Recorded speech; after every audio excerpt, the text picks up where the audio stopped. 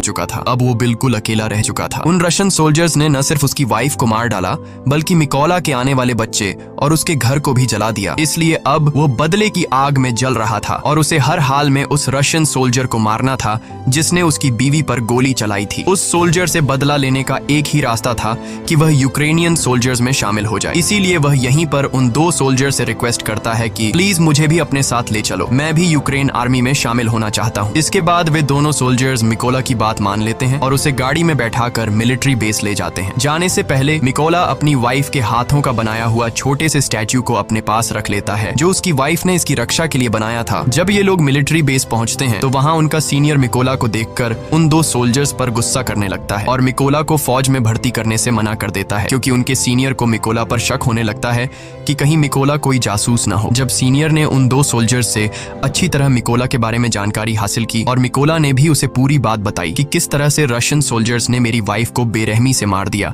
और मेरे घर को जला दिया, इसलिए अब मेरे पास जीने की कोई वजह नहीं है। और उसने उस सीनियर को यकीन दिलाया कि वो रशियन सोल्जर को मारकर इस देश को आजाद करना चाहता है। ये सुनकर वह सीनियर मिकोला को यूक्रेनियन आर्मी में भर्ती करने के लिए राजी हो जाता है और अगले दिन से ही उसकी ट्रेनिंग शुरू हो गई। अब चूंकि मिकोला एक आम इंसान था इसलिए उसे ट्रेनिंग के दौरान काफी मुश्किल हो रही थी। उसने अपनी पूरी जिंदगी मैथ का सब्जेक्ट पढ़ाया था और बंदूकों के बारे में उसे कोई भी जानकारी नहीं थी। जब सभी फौजी बंदूकों को असेंबल कर रहे थे तो उनके मुकाबले में मिकोला काफी स्लो था और वह सबसे आखिर में बंदूक को असेंबल करता है। ये देखकर उस ऑफिसर को लगता है कि मिकोला कभी भी एक अच्छा सोल्जर नहीं बन पाएगा, लेकिन उसने भी हार नहीं मानी और अपनी ट्रेनिंग पर फोकस रखा। एक रात ट्रेनिंग के दौरान मिकोला अपने सीनियर से कहता है कि वह उसे उसके नाम से न बुलाए क्योंकि उसका कोड नेम रेवन है। ये सुनकर सभी उस पर हंसने लगे और सीनियर ने उसे बताया कि कोड नेम इतनी आसानी से नहीं मिलता, उसके लिए सोल्जर को देश के लिए कोई बड़ा कारनामा करना पड़ता है। मिकोला ने इन बातों को नेगेटिव नहीं लिया और वह और ज्यादा मेहनत करने लगा। रात को जब सभी सिपाही सो रहे होते थे